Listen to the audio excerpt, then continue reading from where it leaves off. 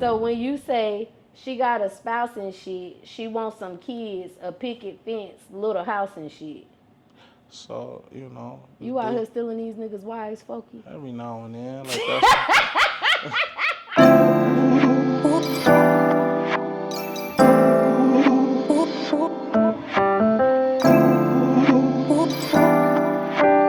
What's up, y'all? It's your girl, Goddess7, and this is Cuzn Tea Podcast, where I talk to minority entrepreneurs. I also talk to creators of all genres, and we be talking about all the hot topics and whatever the fuck else come to our mind. Today, y'all, our guest today he a really dope individual, y'all. He's very diversified when it comes to entrepreneurship. He has a production company, a record label. He also has a vending machine business, and he's a very talented artist. He's known as the king of boom trap. Fokie dope in the building with your favorite motherfucking cousin. Fokie, what's going on? Man, I'm chilling. Thank you for having me on. Thank you for pulling up. Thank you for pulling up. So you from Detroit. How long you been here for?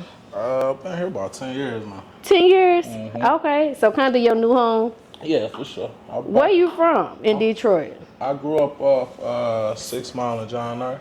I was going to ask you 6 Mile because one of your photos said 6 Mile. Yeah. Okay. Yeah. So you weren't far from Eminem? Yeah, not really, but Eminem grew up Miles is kind of like different neighborhoods, and at that time when Eminem came up from 8 Mile, it wasn't really as integrated into like Detroit culture as it is now. So he came up like on a kind of a different section of the city, but all still the same city, See, because as an outsider, when I hear 6 Mile and 8 Mile, I'm thinking it's like 2 miles away from each other. No, not really. They like long stretches of neighborhoods. They consist of, they run from one side of the city to the other side of the city. Like the big miles is like 8 miles, 6 miles, 7 miles. Okay. Yeah. So 6 Mile on what side? East side, west side? I'm on both sides, but I came from like the northeast side. Okay. What was it like growing up on that part? Wow. Wow, but it was good, I actually was like blessed growing up. Like it was wild around us, but I had a nice little close-knit set of people that I grew up with. We all looked out for each other, took care of each other, made sure nothing went too crazy, too left, you know what I'm saying? Okay. So when people not from here, I always ask them this. If I was to go to Detroit, where I'm going to get some good food from? Get good food from anywhere in Detroit, but I'll take you to foods. Like I'm like a city kid, so I like the little neighborhood spots. So I'll take you to like Lou's Deli.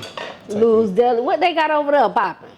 They have they just be making shit up. Like they, you know What's what your I'm saying? favorite thing you done got from them? I think they had like these like when I don't eat beef no more. When I was eat beef, I used to be heavy into these like cheese steak egg rolls. They had, they used to kill that. Yeah. Oh, that shit sound good. The juice drip off when you bite into it. Yeah, they nice with it. Like Detroit a big. We big into cooking. Culinary is our thing. What about date night? What if I wanted to go on date night while I'm there? Probably Sweetwater, or maybe Sweetwater or What we gonna do at Sweetwater? Sweetwater, they got a bunch of different stuff. They got wings. They got like a lot of like finger. They got cute foods. They got foods you can They don't got a bunch of. So that's like a restaurant, Sweetwater. Yeah, like that. It's made specifically for dates. Fish Bones is a good spot too, especially if you kind of want to flex. That's a good spot. Yeah. They got Fish Bones down here by Concord Mall. Word. It started like when in Detroit. Like I don't know if they started in Detroit, but they've been in Detroit since I'm a little kid, and then they just expanded out. So yeah, unless I'm thinking about Bonefish Grill. Bonefish Grill, that's like a brand. Like Fish Bones is it's like it ain't no mom and pop spot. It's bigger than that, but it's like a little prestigious spot in Detroit. Now, was you in Detroit around that BMF era?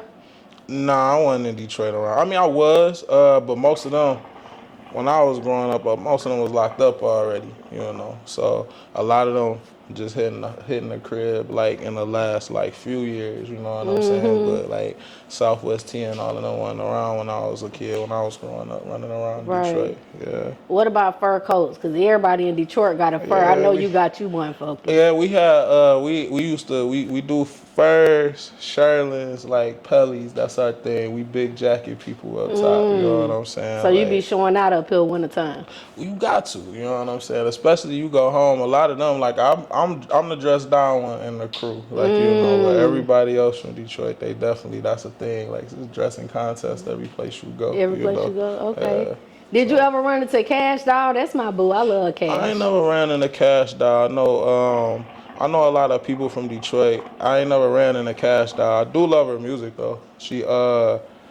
I've been watching her for like the last 10 years, seeing her come up. She was one of the like big pioneers. I think when it's all said and done, like she gonna be one of the ones they hold up, like kind of like Mount Rushmore type shit. When For Detroit. Detroit. What about 42 Doug?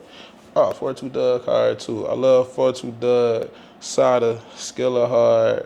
It's a bunch of people from Detroit. You ever heard of Bad Gang? You should listen to Bad Gang. Bad Gang hard. Okay, I'm gonna have to listen to them. Yeah. Okay. So now that you here in Charlotte, like what you think about that transition, moving to Charlotte? Oh, it's cool. So it was a lot, way more peaceful. Y'all trying to get a little reputation for y'allself now. But when I first got here, it was real peaceful. Definitely a different change of pace. I started looking at stuff different. I like the more entrepreneurial side started coming out of me when I got here. Like I always was hustling. I always been like a hustling ass nigga. Can I cuss on this podcast? My bad. Yeah, you could cuss. Okay, my bad. Yeah. I always been hustling and shit, but I never really saw no bigger picture. I was like really kind of like hustling to survive. But when I first got here, I really started looking at bigger things, bigger opportunities. Like I can thrive instead of just survive. So right. What do you think made you start thinking about it when you got in here? Like what was different about it that made your mind expand to entrepreneurship? It was jobs here. Just if nothing else, it was jobs here. You could go outside and go walk to the local businesses in the area and get a job. So that means there's money flowing. Right. You know, when I was growing up in Detroit, it was like almost 50% unemployment rate. Is it still like that? It ain't quite as bad now. It ain't quite as bad now, but you had to go outside, like far outside the city to get a job. So what most people was doing, they was hustling, doing whatever they had to And the do. jobs here are like good paying jobs, and you find like black people in high positions in these corporate jobs. Yeah, so exactly. So yeah, what about your name? How you came up with Fokie though? Fokie is kind of like a childhood nickname. My rap name used to be Focus, and all my peoples made fun of that shit. So they kind of started calling me Fokie as a joke, but then it kind of just stuck. It kind of turned into like this family nickname. Just added the dope at the end, Right. I do a lot of dope shit. So What about boom trap music? Can you talk to the cousins about that? Cause I ain't never heard of that till I start researching you. Cuz that's shit I made up.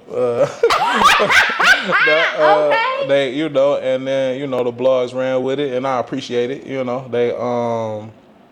ran with that, and I appreciate it. They really it's a mix of like boom bap music, trap music, jazz. That's what I try to give you when I pull out a record. Like I try to make sure it flow well, get all three get all the best of all three worlds. You know what I'm saying? Okay. So like I was listening to your music on the streaming platforms on YouTube. What I noticed is like most of the songs that's out now go back to about 4 years. Is that when you started taking your music seriously? Yeah, I started taking it more serious then. Like I wasn't sure if I wanted to really do the rap thing for real. If I wanted to. I love music. I love music to death. Like that's my favorite thing. That's why I'm still doing it. Like, but I'm more like I enjoy just being a fan of music. Like, I enjoy talking about other people's music, looking at other people's music, listening to other people's shit like I do.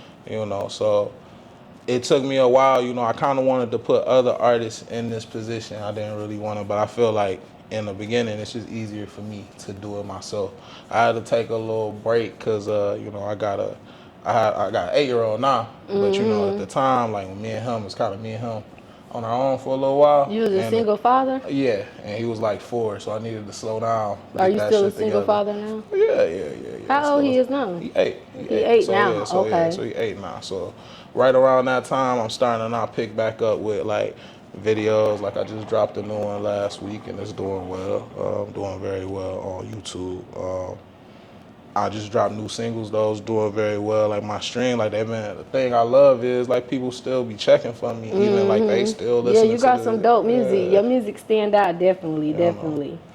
Okay, so what were you going through at that time that made you say, I'm about to start taking it serious? Was it like your son motivated that? Yeah, basically, son motivated that. I was tired of like, I wanted to do something more, I'm like, little petty hustles here, there. I had tried my hands at a lot of different things, but I know what I know. Like I know like video and music production. Like that's one of my strongest. That's one of my strongest tools in my repertoire. So it's like I need to use it, And I'm already, I know I'm good. So it's like why not use it? Get to where I got a passion for it. I don't know if my passion was necessarily releasing music, but my passion for music in general was, always there. So when you started taking your music seriously, what was some things that you started doing different that you wasn't doing before? Promoting my music. Promoting it more? Promoting it more, learning the business, learning how the business go, learning how to grow my audience, get an audience, learning what an email list is, all of that type of stuff. So, really understanding what the labels do to grow an artist on their own. So I started doing it myself. Right. Okay. Same. So if you could do it all over again and go back to your startup process, is there anything that you would have changed along the pathway, or you would have kept the pathway the same? I think I kept the pathway the same. Like, I've been rapping for years. Like I was telling you off mic, I'm an old nigga. I've been around for a minute. I've been doing this for a minute. So I think, when I was younger, I was a bit of a hothead. My brothers and my sisters was a bit of a hothead. We was successful in a lot of things we did. Like, we threw these parties in Detroit, and we blessed in a lot of ways. Like, we used to do parties with like 300-400 people coming out, and we weren't having no like bloodshed and no crazy stuff happening. We was in Detroit, middle of Detroit, We had a lot of successful things, but I think a lot of success we wouldn't have been able to handle at that age, cause not that type of success, not that type of limelight. We was too high-headed and we ain't know the world enough. So I think everything kind of come in its time. I kind of lived a whole different life before I did this. So, it's just, I think everything come when it's supposed to come, so I can't say no. Do you see yourself ever throwing parties again? Yeah, I do. I still do now, every now and then. That's kind of one of my things. That's kind of also people know me for. So, I definitely will. I was just thinking, I was watching these videos like, damn, I ain't threw a stripper party in a minute. It's about that time. So that's probably going to be you invited, of course. Okay. Definitely come. Oh, behind the camera is invited too. We gonna come. Can we be the media? What'd you say? We could be the media. Yeah, y'all can be the media. Y'all can be the media. Y'all can be the guests. Y'all can interview. Cause I'm gonna go up to them, girl. What trick can they expect tonight? What you doing tonight? And they'll be happy to talk to you. Right. There'll be other rappers in there. It's gonna be dope. It'll be a good time. Well, let me know. For sure. What advice would you give to any up and coming artist that's like in their startup stage? Learn a business. You need more than one stream of income. If you ain't gonna take it seriously, don't do it. You know what I'm saying? You're just wasting your time. Like it's a money drain in the beginning. And if you don't take it serious, you ain't gonna see none of it back. So don't take it. If you ain't gonna take it serious, you might as well just rap and put it on SoundCloud. Take that shit serious. Yeah. Okay. So you have performed at like a lot of artist showcase. I saw you performed at a couple of recent rap events, the Post Experience, the Dope events, Lyrical Healing, and a couple other events. When you first performed, like, did you have any type of anxiety? How was your first feeling on stage? No, I never had that before. I've never had anxiety. Yeah, it don't feel like nothing. It felt like me talking to you, like right now. Like sometimes it's like a few hundred people in the room. Sometimes it's 50 people in the room. Sometimes it's intimate. It's 20 people in the room, but it's the same thing. It's like I'm like talking to them. It's like me talking to you. You know, that's how I kind of feel like my music is. It's like just me talking to, like, giving my perspective on stuff. Right. Okay. So the post experience, it was a lot of people in Charlotte. I seen them posting, so I'm assuming they was at that event. Like, what was that experience like for you? A great experience. That's, you know, you doing the right thing. That was one of the biggest venues I ever performed in. One of, like, you know, real industry fortified type of place. Ran into a bunch of people I knew running around. Shout out to De Niro Ferrara, that's my man. I ain't get to see Nick Grant's performance, but I heard he killed it. Shout out to Nick Grant too. Everybody, you know, I love seeing, like you said, Mary Mack, love seeing her performance. She went crazy. Reese went crazy. It was Elena went crazy. It was a bunch of real dope event. I love seeing everybody in their bag, like letting their superpowers come out, you know. Right. Okay. So with all the platforms that you've been on so far, what's been your favorite one? as far as like interviews, No, not interviews, like your state, like performances. Performance, maybe I think maybe the African World Fest in Detroit, because that might have been like the biggest audience I performed in front of. So I think that was like, I did that with my brothers. Like, in a group called The Faculty as well. We don't get to release music as much together no more, because we all just moving and shaking, doing our own thing, and most of them still in Detroit. It's 4 of us, 2 of us here, 2 of us in Detroit. What's the word that's here today? Prop. They call me Prop. Yeah. Okay. And that was like 1,000 people. So that was like, you know, so I think that was probably my favorite performance. Okay, now did you and Prop come over here together? No, I came first. You came first. And okay.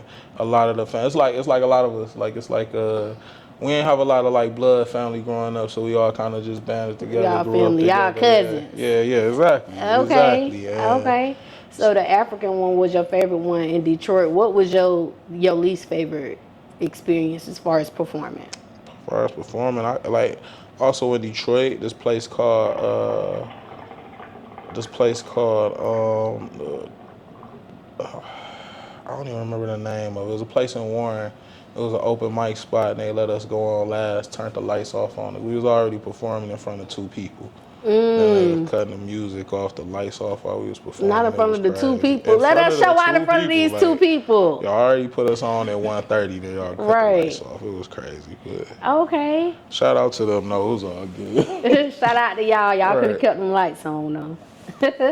What's your favorite part about performing in general? Like, what do you love most about performing? When the crowd realize I'm nice as fuck, like that's my favorite part. Like, it take them about half a song, because the first they don't understand, they be like, what is this? And then once they get about 30 seconds in, they be like, all right, it sound all right. Then by the time like the first chorus in or something like that, they be like, oh, this nigga nice. Like, you know what I'm saying? So I think that's my favorite portion. I'm a big I love basketball and professional wrestling. Speaking of which, pass the ball, Kobe. Thank you. Okay. Look, because I be forgetting, cousins. Y'all know I'm a hookah head now. I told him to remind me, though. I told him off camera, look, just remind me, because I be forgetting.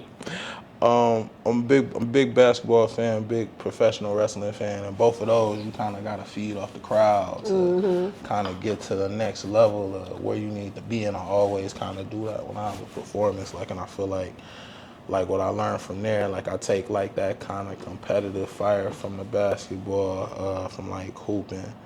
And I take like the performative side from professional wrestling, how to walk on the stage, how to put on that show, have that introduction. Who was your favorite wrestler? I used to like Stone Cold. I'm like a real wrestling fan, so I don't really have a favorite wrestler. I say some of the favorite wrestlers I grew up on. I do got a favorite wrestler, Bret Hart. You know who Bret Hart is?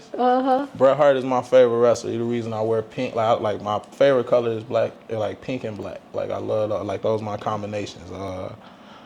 And I wear that because he was first person rocking pink and black. He was the first person like I ain't never seen nobody wrestle how he wrestled. He wrestled like how like Michael Jordan played basketball, or like how like Nas a whole rap or Wayne rap. Like it's the same type of equivalent. So I would say Bret Hart. Yeah, for sure. Okay. Stone Cold, my man's too though. I used to like Stone Cold. I used to like The Rock too when he laid the smack down on the beach. Oh, The Rock, my man's. That's the Rock. All of them. Like I said, I'm a big wrestling fan, so all of them, any of them is like almost heroes to me. Some of them be having some fucked up shit going on. Yeah. But like I still love all of them. My favorite match is Stone Cold Bret Hart match. It's probably my favorite match ever. So you know, okay. So do you write your own song? Absolutely. Okay. How long you been writing for? You always wrote? Years. I don't let nobody give me a word. Like Right. even that shit fly, I'll be like, damn, that shit sound good as hell. I can't use it. Like, Right. Can't let nobody take no part of that. Like the writing is all me. Were you good at writing before you became an artist? Like maybe like poetry or something like that? Well, I started actually writing poetry after I started writing raps, but I realized like early on, like in middle school or like 5th grade, I can write. We used to have like creative writing classes or music classes, and I was like, I say something clever in the crowd, like the kids were like, oh shit, like, you know what I'm saying? So I always knew I kind of had something. I just didn't know what it was. Right. How often do you write now? I probably write all the time. Like, so it used to be different. I used to like sit down and just like make songs. You sit down with a beat and just write all day. But I don't really do it that way no more now. Like a bar come to my head and then I'll save it for later. You know what I'm saying? Or I'll start putting together a song. Like when I'm driving and moving around, while I'm out doing whatever I'm doing, hustling with my son, like something to just come in my head.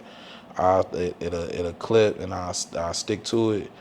And I might find a beat, or I'll be listening to beats, and I might find a beat that I like, and the beat will get stuck in my head, and I finally start putting some words to it. So I basically just move around and write. So I guess you can say I kind of write all the time. Like I'm sure like this will be in a bar somewhere eventually. Okay. Oh, let me know, because I'm going to definitely post it now. I got you. I'm going to post it up. Okay. If you could write for anyone in the world, who would it be and why? Solange. Solange? Yeah. Okay. Or Anne-Marie. Anne-Marie. I like Anne-Marie too. My aunt loved her. Solange, I like that Crane song. I can't think of how it go right now, but I used to love that song. Cranes in the Sky, crazy. Yeah.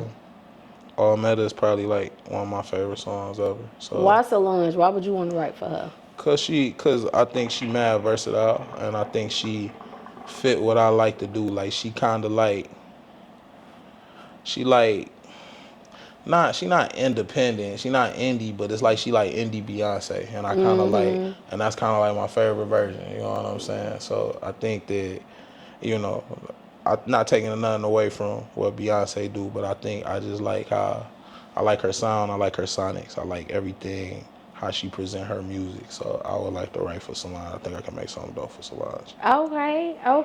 And what advice would you give to any cousins as far as writing goes? Be honest. Honest in whatever they writing. Be honest. Like, everybody like, be honest, but also, so when you being vulnerable, be honest. But also, don't take this shit too seriously. Like, it's a thing in our community, and it's only in our community because, we black and shit. Like, because of the content in our music, it's taken ultra seriously. But what it really is we just held to this different standard. Like, because if you're making a song about you having beef with somebody else, it ain't much difference between that and you seeing a action scene in a movie. Ain't much difference between you talking about or a chick on a record talking about what she do with some dude. What's the difference between that and a sex scene in a movie?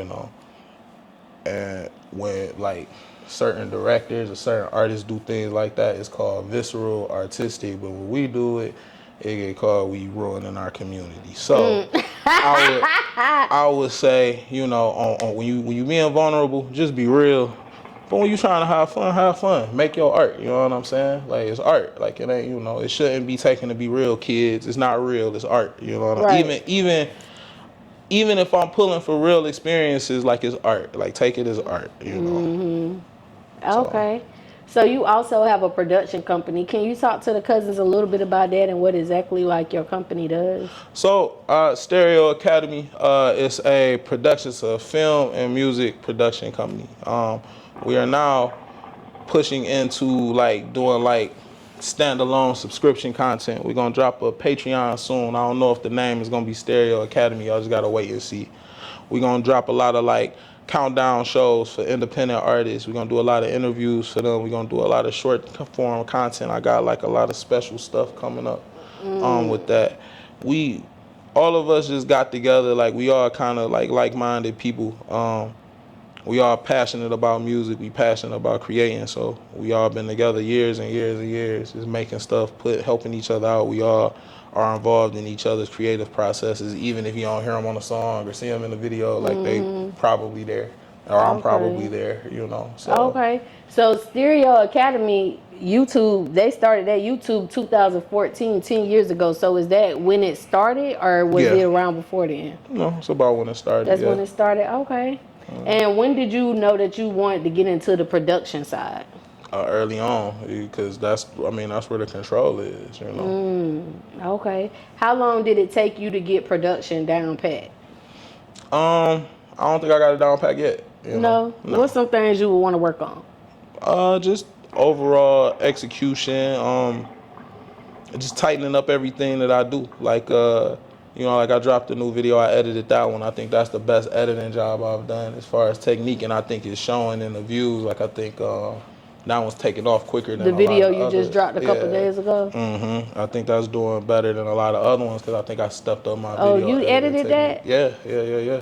Oh, you edit for other people? I do too. Okay. Yeah, so. Okay, yeah, you did a good job on that. Thank you. What was the hardest thing for you to learn when it comes to like production? The editing, the video editing, putting videos together, learning how to shoot, learning how to do it and make it look interesting to the eye. You know, it take a little minute to do, like transferring like your emotion and vision into like something that's like inanimate or like that ain't alive is hard to do. So it take practice to do it good. What's your favorite part about producing?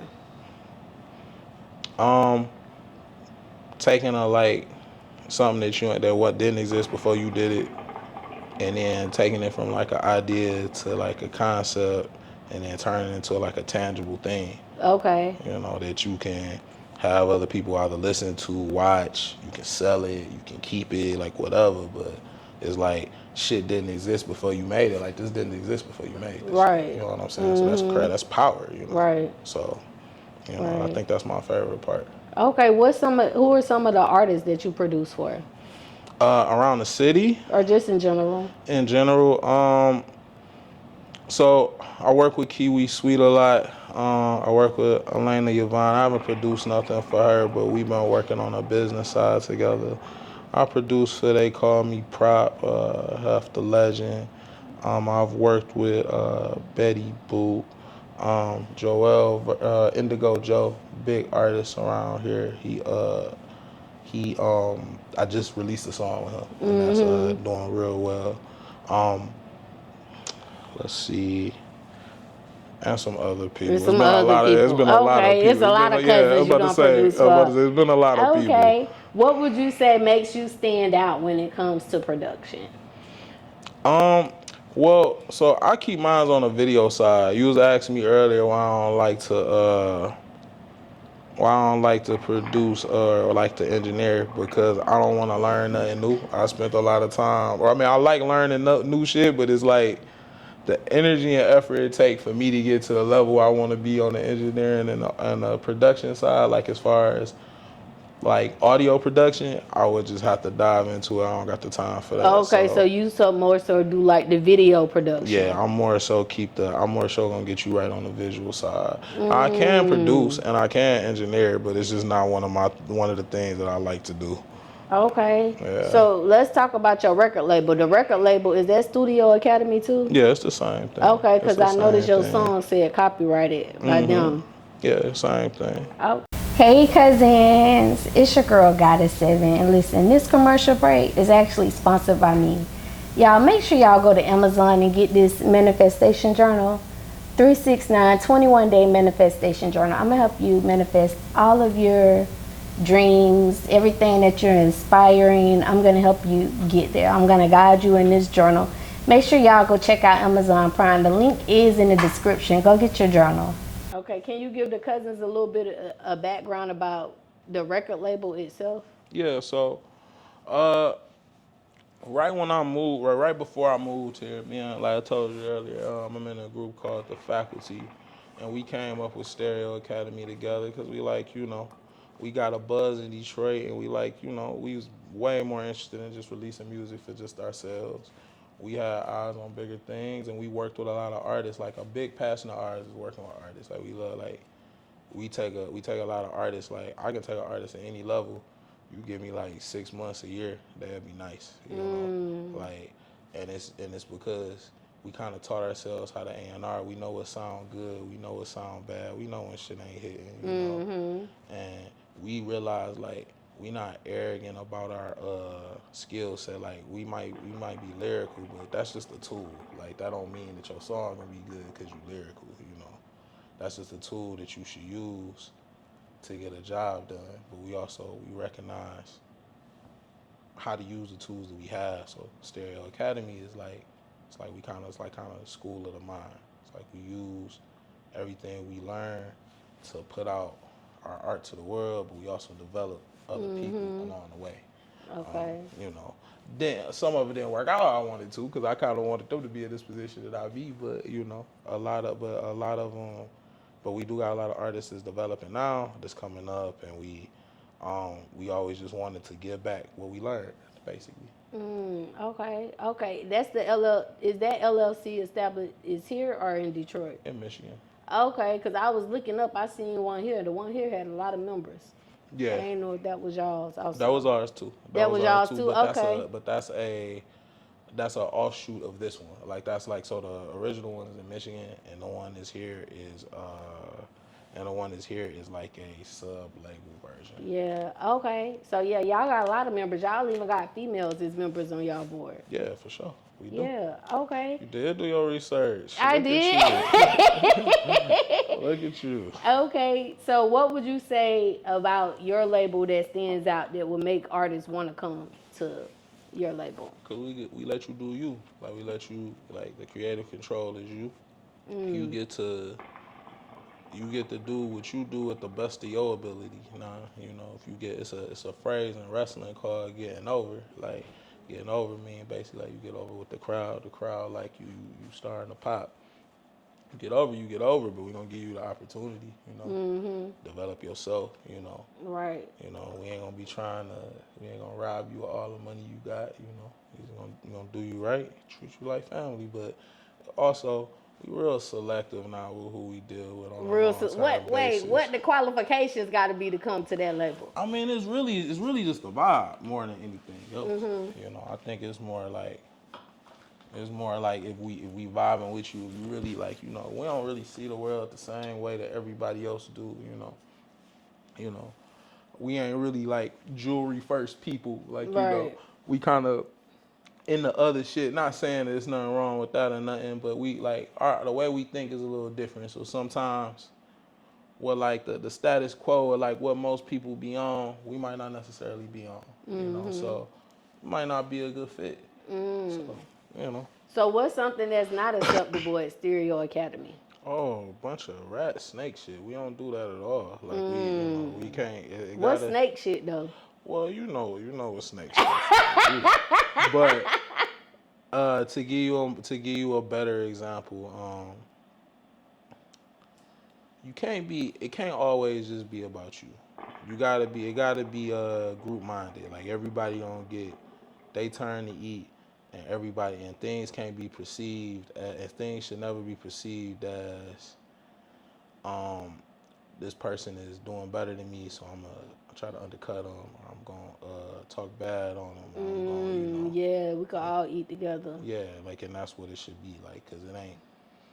Another thing, like limelight ain't really our number one goal. Like eating and being prosperous is our number one goal. So it's like I said, a lot of times our goals don't line up with everybody's. So a lot of people just want to be famous and out here. Mm-hmm. So that ain't necessarily our goals either. Right. So, Okay. So you told us like what Stereo Academy looks for when it comes to an artist. In today's society, what do you think like the major labels are looking for with social media and everything going on like that now? What do you think it would take for an artist to get signed to a major label? you gotta have your own following now. But now it's even more like before. It was like you had to have your own following. You kind of do it. You kind of got to do it yourself. Like they not. If you get lucky, and you know somebody, you might be able to like plant your way into the industry. But for real, right now, you gotta have your own. You gotta have your own audience. You gotta have your own lane. You gotta have your own brand. Like you gotta be your rapper. Your artistry has to be like a brand. You gotta know what you're doing. You gotta be able to present them number and data because they ain't looking to just sign people no more. Like they, if you look at everything on like YouTube and look at everything on Instagram, TikTok, you'll see 1,000 videos talking about is hip hop dead? Is hip hop this? Is hip Yeah. hop that? And it's like so they trying to show you what it is. They trying to make you believe like that ain't what's popping. Hip hop always gonna be the number one music genre, even if they try to convince you that it's not, because that's where all the pain is. So the pain gonna dominate the artistry. So Right. and so what I would say is, if you're looking to get signed by a major label, I don't even know if you should be, but if you're looking to get signed by a major label, if that's your end game, you got to be tight on your business. Your artistry got to be a brand. You got to have a look. You got to show them. You got to show them living, breathing data of your audience and how you use your audience, or not utilize your audience.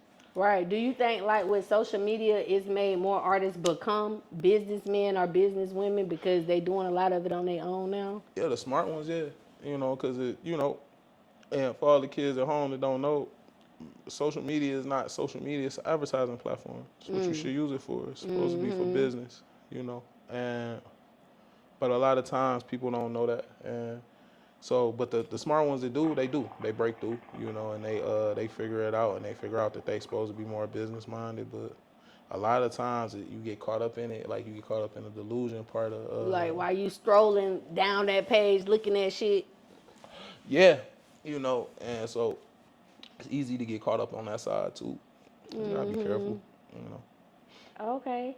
If you could bring two mainstream artists to Stereo Academy, let's do one male, one female that's out right now, who would it be? Uh, one male, one female. Um, Anicia, you know Anicia? She got a song with Lalo, or with Lotto. That's Oh her yeah, big she one. Jamaican, she African or Jamaican or something? No, I think she a country chick. Okay, okay.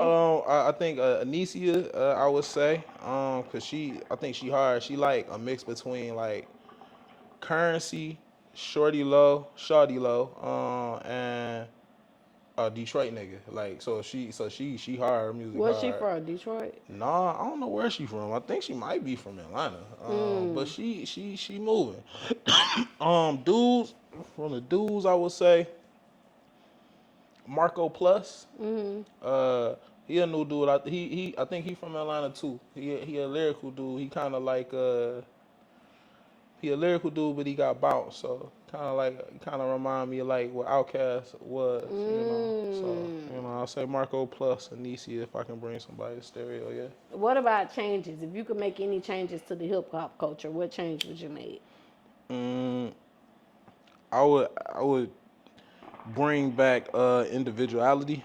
And ain't no, like everybody rap about the same stuff, even back in the day. Like you know what I'm saying. I'm not gonna sit here and say everybody was rapping about something different because everybody wasn't really rapping, but they all had like their own unique perspective on it, and they was all their own person, and they all wasn't trying to be the The same. same. You know. I was just talking to my husband about that because we was talking about like the R&B artists. Like Aaliyah was great, but you still notice Left Eye. You still notice like Exactly, and other people, Lauryn Hill or whoever, because they was all different. I would say on the R&B side, it's still a bunch of individuality. Like you know, it could be better, but I don't think that's because of the artist. I think that's because of the industry and the lack of attention that they put in the R&B scene.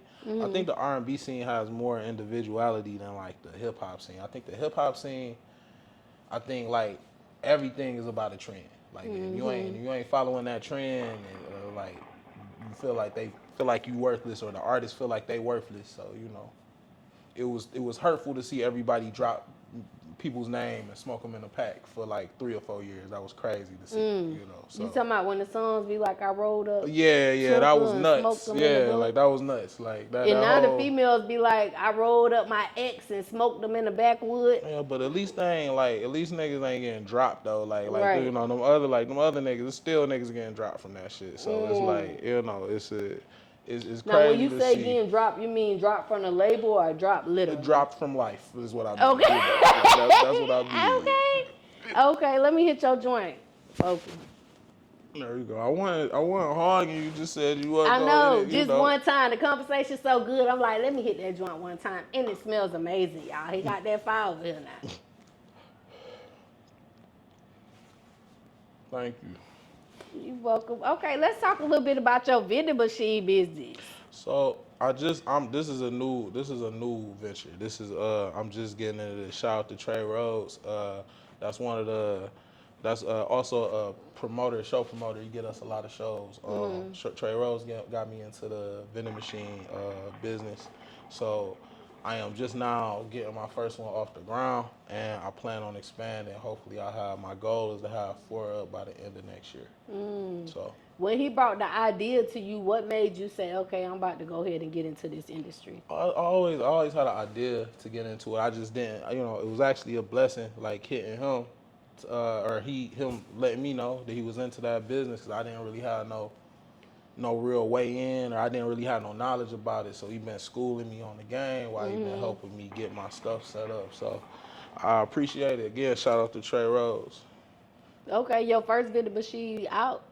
So what? The first vending machine is being set up to start in November. Okay, where Nice it's little gonna be trucking at? company. Nice little trucking company by what's out past what's out past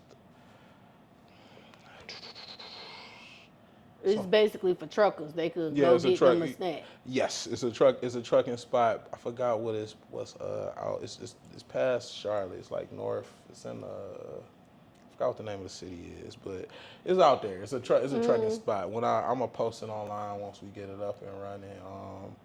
And the people real cool. They tell me what they want in the machine. We're gonna put it all in the machine, Right. and you know. So what y'all gonna have? Food or snacks? Food. It's gonna be a food machine, and this food and drinks can be in the machine. And I'm gonna let them. They don't got a lot of stuff out there, so they want to request. So that's why whatever they request is what we're gonna put in there.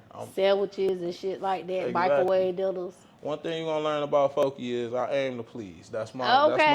Okay. So you know, whatever they need in that vending machine, I got them. Right. Okay. So I know that you went through someone you know, but from the experience that you have now that you into it, like, what does the startup process look like? Any cousins that want to start a vending machine business, like, how can they get that started? Well, all you gotta do, buying a vending machine is easy.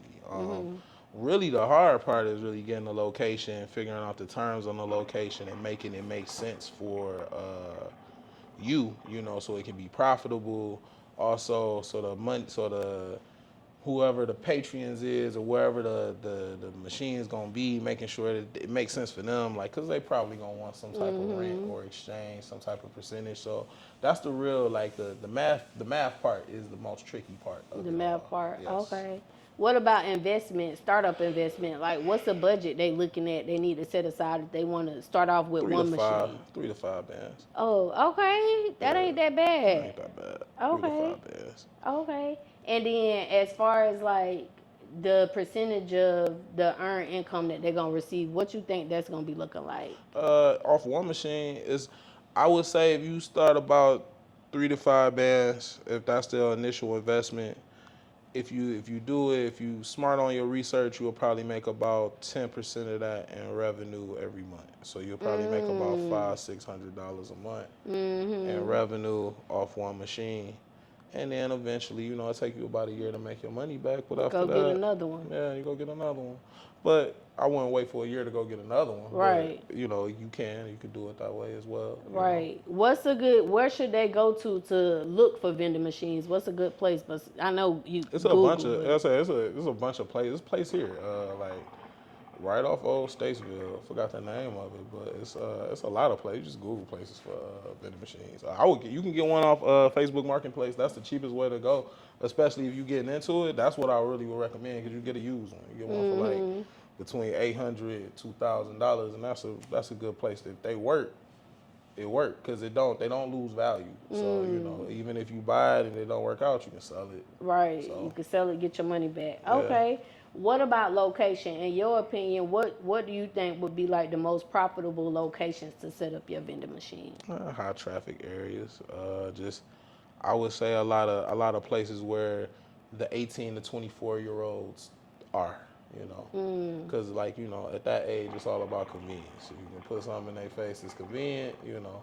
You can put some lashes that some maybe a young lady might need for you know day party she about to go to, and she's like, oh, those lashes in the machine, probably get those. So high traffic areas. The only problem with the high traffic areas is probably gonna cost more. So Because you got to give like the property owner like percentages also. yeah, good chance. You know, sometimes you might get lucky and get somebody that's gonna look out, but you know.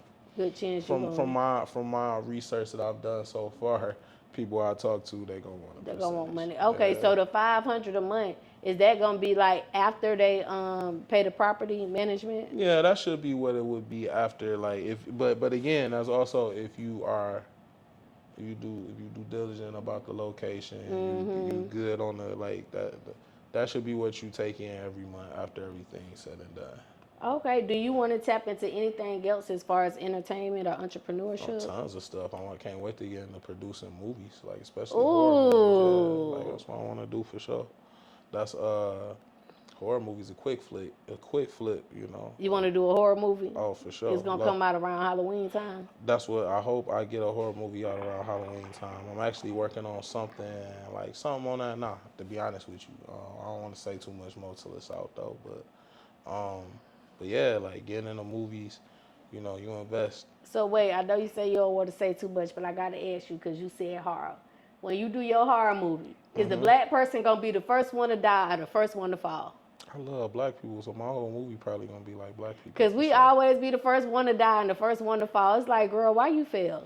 I mean, it's gonna be a bunch of black people that die, but the killer probably gonna be black. The lead probably the lead probably gonna be black. You know, I'm big into my people. So. Right. Well, put that shit on too because you know we all coming up. That's the move. Shout out to Amitra Period too.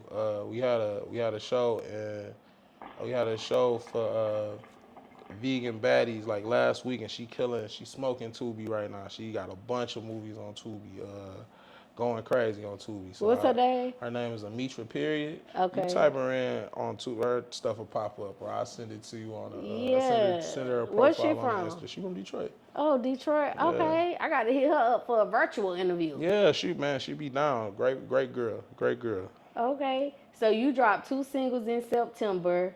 For the cousins who have not heard your new singles yet, like what's the energy they can expect when they go listen to it? Those I think is more motivational, you know. I'm kind of getting older, so my music, man, you know, I've been a little bit more thoughtful with the drops I've been dropping.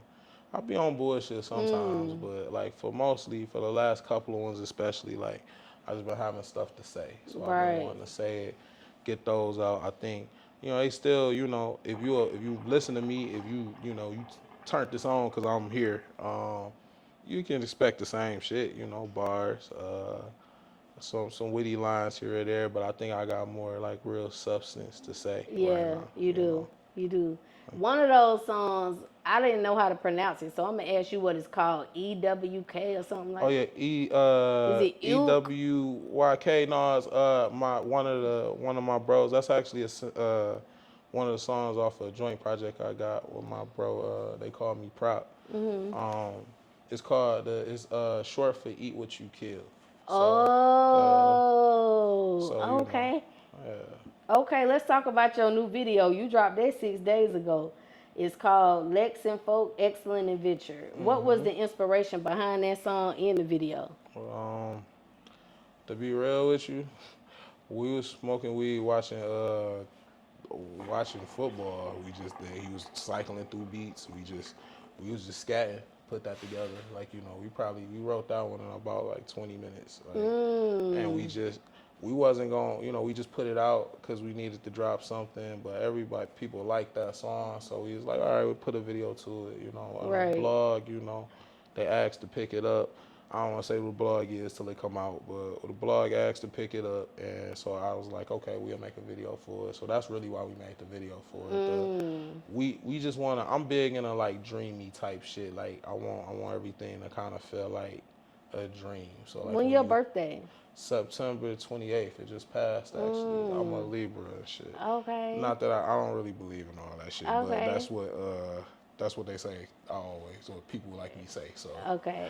but yeah. So videos is dreamy, just like real. I wanted it to be like kind of like grungy, but like beautiful to look at, like kind of like living artwork almost. I think, you know. Okay. I like that song. We about to talk about it and help me understand these lyrics. Y'all already know how this go. Fokie, you know how it go? Yeah. I've been researching. Okay, so yeah, we definitely gonna go over some of your lyrics, and I just need you to help the cousins understand and help me understand what you was talking about. And we're gonna start off with Lex and Folk Excellent Adventure. I got you. What's up, y'all? It's your girl Goddess7, and this episode is sponsored by a couple different sponsors. So y'all already know I had to shout them all out.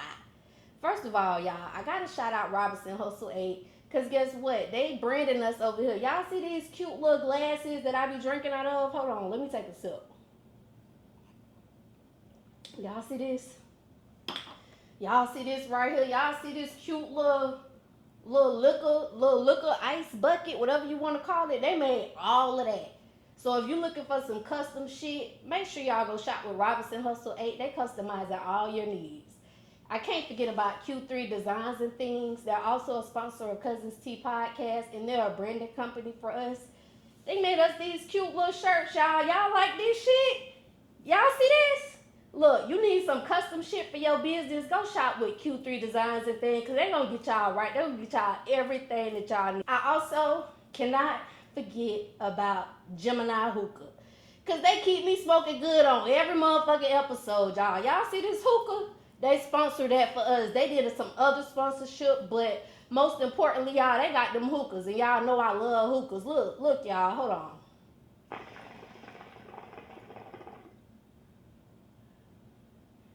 See that cloud? See how that smoke just come out real thick, real cute or whatever? You could be smoking like that too, y'all. Go shop with Geminiih Hookah. They got these ice packs. They got these portable hookah tips. You can take this thing anywhere with you. And they got hookah candles, y'all. They got different shisha flavors. They can make you anything you want. So make sure y'all go shop with Geminiih Hookah, y'all. Go get y'all hookah. Until next time, cousins. Bye. All right, so we about to get in to help me understand these lyrics. Again, we going to start off with Lex and Folks Excellent Adventure. So when that song come on, you say, found ways to get the stress off. Coco rolled the weed. She give me neck and give me pep talks. Yeah. Who is Coco? Nobody. She ain't nobody. Oh, She is she's an imaginary person. Okay, Coco was the female at that time. Yeah, that was the female at that time. Okay. So when you say she give me neck and give me pep talks, what kind of pep talks was Coco giving? The imaginary Coco. Affirmations, you know. Affirmations. Okay, Affirmations. like you can do this. Go out there and take over the world today. Yeah. Okay. Shout out to Coco, by the way. Shout out to Coco, whoever you is. Also on that song, you say, saw him lacking at the pump. He caught a shell at the shell. That's why I keep my brothers close. It's a cost if shit fail. Crucify a nigga quick. If you cross, you get nailed. I put that on Jesus Christ. Walk right up to the gate. Can you tell me what Jesus is like? So Fokie. Yeah, okay, I'm sorry. That was a little much. That was crazy. Yes, you did. Listen. So when these niggas be coming for you or your brothers, let's say they try you or your brothers. Yeah. You walking them to that gate and you put that on Jesus Christ. It's like, If I need to, baby. I don't want to. Listen, kids, I don't want to do nothing to nobody. I love my peoples, but if I have to, I will do what I need to do to anybody that I need to do it to. That's just what it you needs might to have be. to tell me what Jesus Christ like. That's what I'm saying. Like, you know, I don't want that though. I love peace. Yeah. Peace is great. Peace is a great thing. Like, A great feeling. Great feeling, yo. You don't need Yeah. none of that other stuff. But if it gotta go there, people, you know what I'm saying? It will. Okay. So let's talk about Better You. I like Yes. that song. So on that song, you say, Better me. always see the good. She tried to turn me to a better boy. Oh, Only okay, problem before you go. is she got a spouse and shit. She wants some kids, a picket fence, little house and shit. Yeah. What did she do to try to like, what's some of the things she did to help you or try to turn you into a better man? Taught me to research business. Bought me bought me books on how to start like LLCs. Offered to invest in businesses. You know. Right. Things of that nature. Offered other things under times of need. Right. You know? So, Okay. you know. Okay. So when you say she got a spouse and shit, she wants some kids, a picket fence, little house and shit. So, you know. You out here stealing these niggas' wives, Fokie? Every now and then. Like that's every now and then. Like so that was inspired about a lot of females I messed with in the past, you know. They're listening about things that they want. In this particular story, you know, I think she cares about me the most, but you know, I've never been one to sit still, so she ain't one to wait, so you know, she doing her thing, but you know, you like who you like, so right. You know. So it's us right now in this moment. Yeah, Okay, yeah, I get yeah, it. I you get know. it. So would you ever wipe up someone that cheated on their spouse for you? Would you ever make her your main girl? I've done it before. What was the pros and cons? Because they say once a hoe, always gonna be a hoe, but I don't know. I don't live by no, like, everything is a dynamics thing. Like, nothing really happened. Like, a lot of the same type of things happen, but all of them type of things happen for different types of reasons, you feel what I'm saying? So, it's really just a situation. I don't think that would be, my normal rule of thumb is not to take any chick seriously that cheats on her dude at all. What could be some of the cons of taking her serious? She do the same thing to you. It's a good chance, you know, that, like, you know, patterns So is when you patterns was for in a that reason. situation, did the same thing happen to you? No, same thing didn't happen to me, but she was the same Person. Yeah, that she was with him. That she, Okay. You know, so it didn't last long, no. Okay. So what can the cousins expect from you by this time next year? Lots of music, big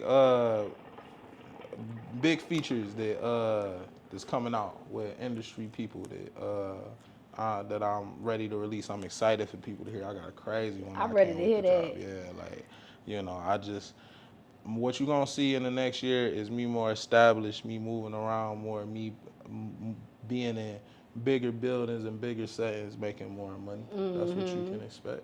Okay. Excuse me. Oh, that's the teleport, cousins. What's your ultimate goal when it comes to like entrepreneurship and like your music journey as an artist? I want a city. I want to build a city. Really? Yeah, I want a What city. you gonna have in your city?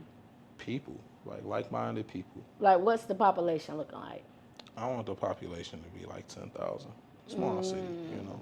Is it gonna be a diverse city? Be a diverse city, like something that's, but something real economical, like something that's real like vital to the country. I gotta put it all together. That's why I wanna use the money I make from music to establish other businesses. Use that money to get into producing movies. Use that money to get into real estate.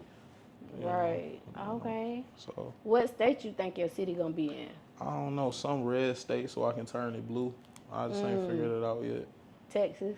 Nah, hell, I don't like Texas. Oh, I do love Texas. Shout out to Texas. I don't like y'all politicians though, so I don't like Okay, them. shout out to Houston and Dallas. Stop voting for Greg Abbott or go vote for somebody, bro. Wait, What why y'all not doing, Greg bro? Abbott? Come on, man. Like, but Greg Abbott, like he just letting people shoot the schools up like crazy, like you know, fucking what Uvalde at that school shooting, and they still end up voting for Greg Abbott, which was crazy to me. But it's what it is. Okay. What's your why behind everything that you do? Like, I do this because. I'm big in the family. I like partying with my family, and I realized that while we all struggling to make this shit work, I ain't gonna be able to party with my family how I want to. So to be able to do the things I need to do, we need like money and resources, and that's all I want to do. I want to have a good time with my family. I realize you gotta work hard to do that. So Right. that's what I want to do. Okay. What's one thing that you want the world to know about you? And all these questions I just asked, I asked every guest these questions. These like my signatures. It's all good. One thing I want them to know about me, I'm not typical. Like, you probably not gonna be able to find no one answer or expect one thing from me. Let's do entrepreneur advice before we do the question of the night. What advice would you give to any entrepreneurs out there, up and coming entrepreneurs? Financial advice again. I can't stress this enough. You need more than one source of income at all times. Inspiration on the inspirational side, just don't give up. Like, perseverance is really the key to whatever you're trying to do for real. Like, it's just more so learning what you're doing wrong, adapting what you're doing it better, keep approaching it until you get it right. Right. Okay. Question of the night. Because when this video drops, it's going to be holiday time, Fokie. That's cool. When it comes to the holidays, it's always that one person in the family. Mm-hmm. And we like, why the fuck did y'all let them cook this shit? Who is that person? Because everybody got them. What's their initials and what's the dish you do not want to see this shit? I was about to say, I can't even say it because they be heavy in the music with me. I can't even say it out loud. Oh, well, what's that one dish you do not want to see at holiday time? I don't want to see that motherfucking pesto, boy. Put that shit away.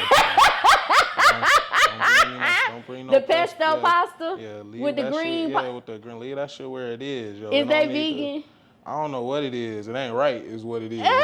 You tried it before? I did. What was the pesto missing? Everything. It tastes like air. Like, it was like air. It was like silky air is what it tastes like. Yeah, it wasn't it. Salt couldn't help it.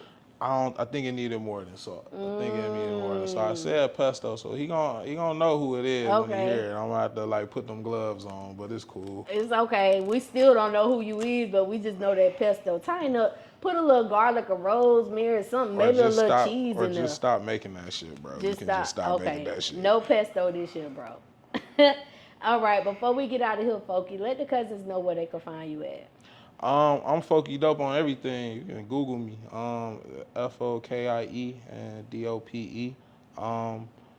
I'm building my YouTube. I appreciate if you go subscribe there. I appreciate if you subscribe here. If you followed, if you looking at this because I'm here, I appreciate if you subscribe here. I really love this podcast. And yeah, it's everything. It's music dropping all the time, so just check out the socials. All right, so before we get up out of here, y'all, Fokie done told y'all where to go find him at. Make sure y'all follow him. Y'all already know who I am. It's your girl, Goddess7, and you can find me right here every week. Until next time, cousins. Bye. Yo, what it is? What up, though? It's the chick man that Fokie Dope. I'm here. Cuzn T podcast. One of the best podcasts in the game right now. I appreciated the whole experience. Great hospitality, great conversation. She even offered to let me get her some of her weeds. You know how precious that is. You understand what I'm saying? Like, great time, great interview. I can't wait to see where the podcast goes. I'm here to support everything they do, 10 out of 10.